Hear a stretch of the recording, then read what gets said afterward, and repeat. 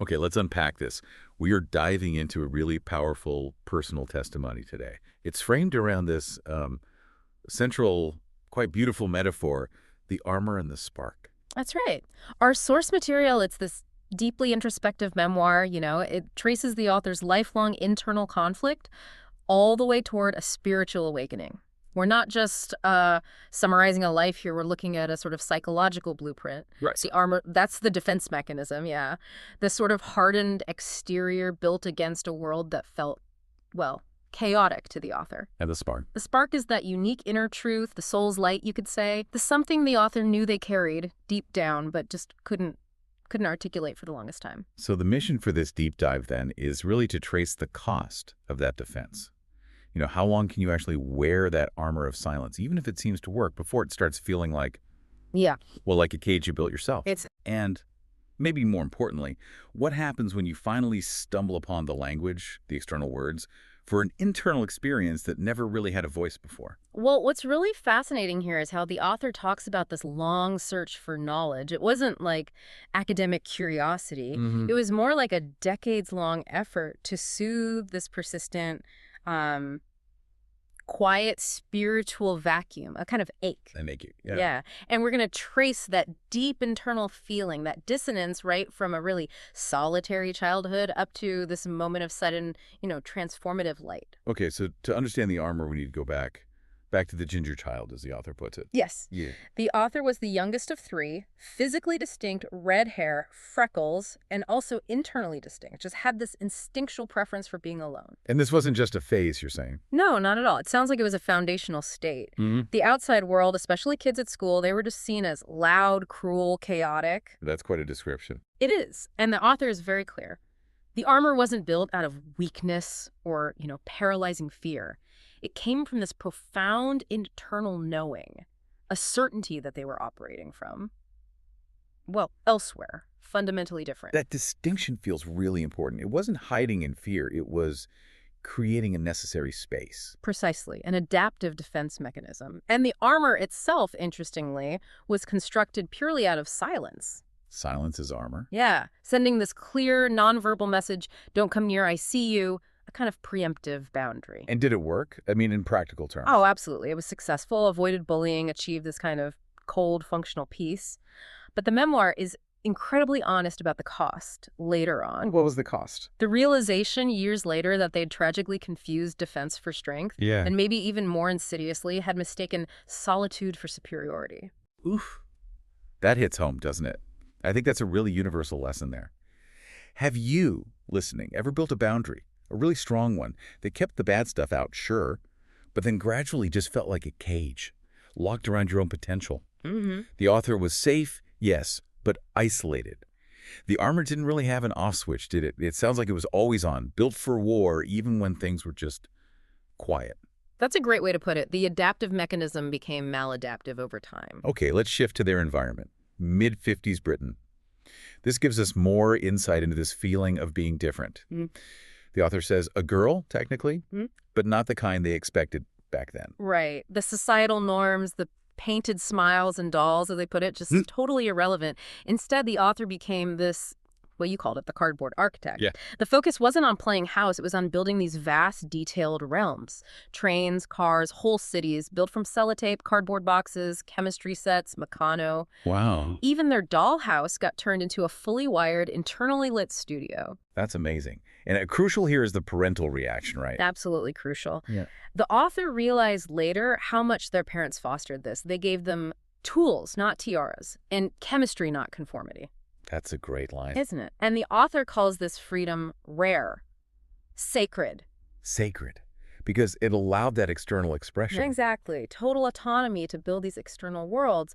But, and here's the catch, even with all that freedom, that same persistent feeling, that spiritual vacuum, the question without words, it was still there, whispering. So the freedom helped them design intricate external things, but didn't give them the language for their unique internal spiritual world. Precisely. The external environment was actually quite nurturing, sufficient even, but the internal spiritual landscape, still unaddressed. That gap, that dissonance between this incredible imagination and the lack of a spiritual framework, That's what created the unspoken whisper of there's still something more. Yeah, I can see that. If you think about the psychology, their self-protection taught them how to build defenses against the world, but they hadn't yet found a way to build a self within it, spiritually speaking.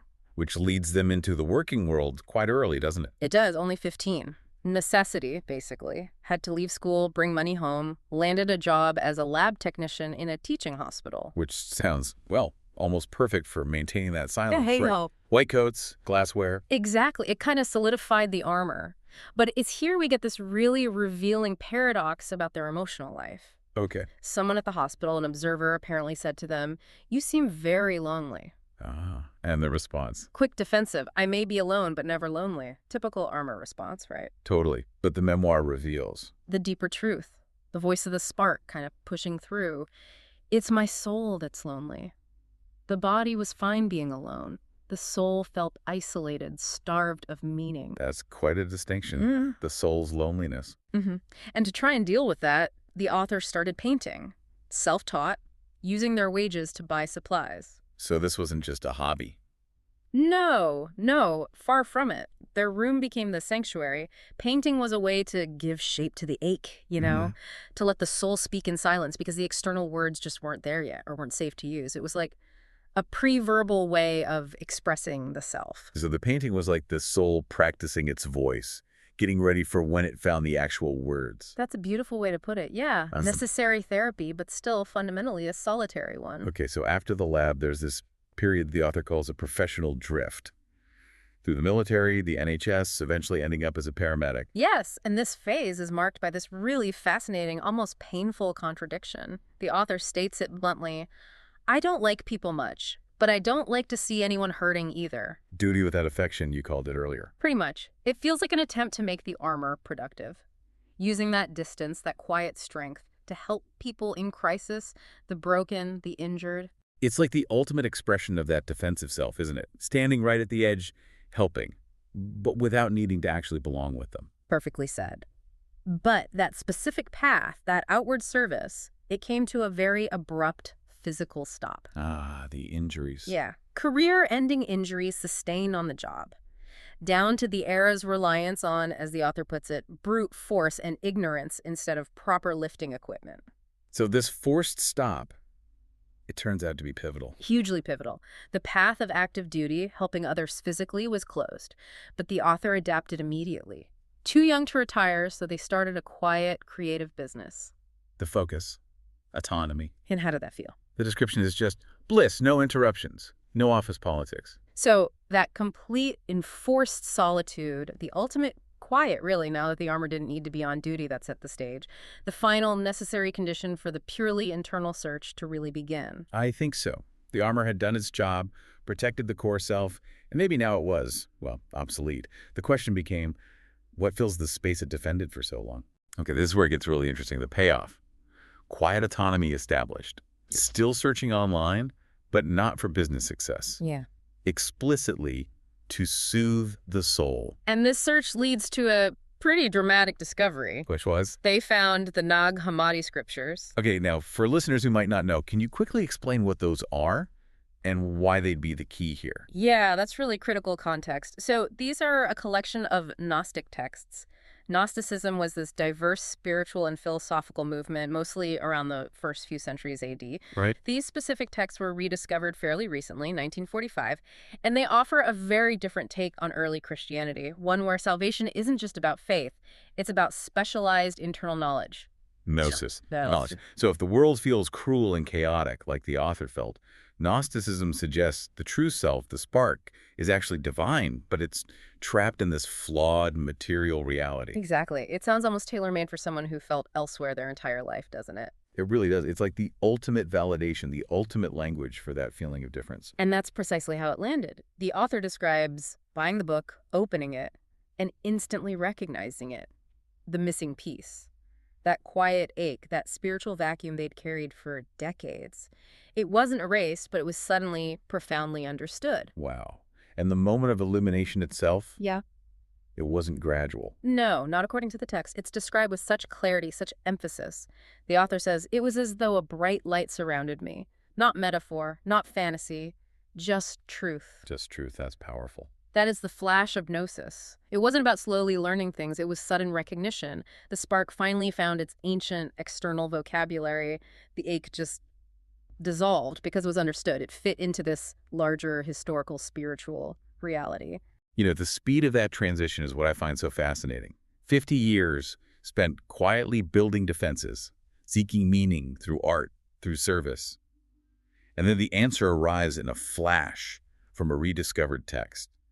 Does that challenge our usual ideas about spiritual growth having to be this slow, gradual climb? Well, it certainly raises an important point about the nature of deep personal truth, doesn't it? The knowledge wasn't created by the author, it was found. Maybe the entire lifelong process, the cardboard realms, the solitude, the ache, maybe that was all just preparation. Separation. Yeah.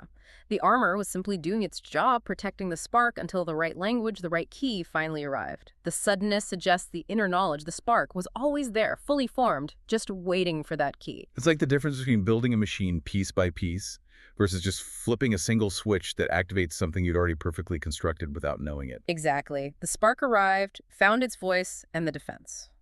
It just wasn't needed anymore. And the website, the author's current work, sharing these ideas, was born directly out of that. Immediately. Born from that new foundation. It's the ultimate pivot, isn't it?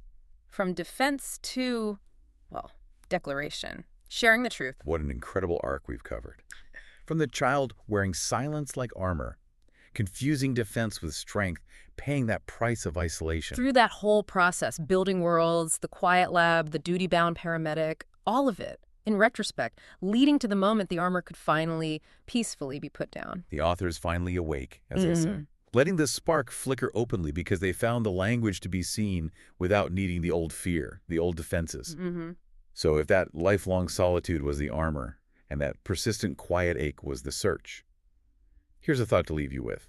What piece of maybe forgotten knowledge or some text or even just a conversation might already exist out there that could instantly illuminate those quiet questions you've been carrying, maybe for years? Yeah, what external frame of reference do you need to find? What key are you looking for, maybe without even realizing it, that would let you finally speak your deepest internal truth out loud in the light rather than continuing to paint it or protect it in silence?